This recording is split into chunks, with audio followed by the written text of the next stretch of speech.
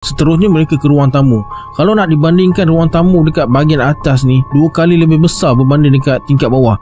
Bila dah siap nanti, mesti meriah dengan suara-suara anak cucu atuk. Tapi dekat sini terasa macam ada benda perhatikan mereka bertiga.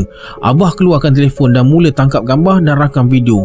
Sebab ibu tak ikut, jadi abah nak tunjuk dekat ibu. Masa tengah rakam tu, abah nampak ada satu benda terbang, melintas betul-betul dalam rakaman video tu. Sikit lagi nak terlepas telefon dia. Lepas tu abah terus ajak mereka semua turun ke bawah.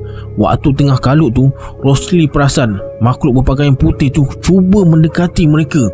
Bila sampai je dekat bawah, mereka semua terkejut. Sebab tadi masa mereka masuk, semua barang bersepah. Sekarang ni dah bersih, macam dah disusun, tak semak macam tadi. Cepat-cepat mereka bertiga keluar, terus masuk kereta. Bila dekat dalam kereta tu, abah mainkan balik video rakaman tadi. Semua video korup.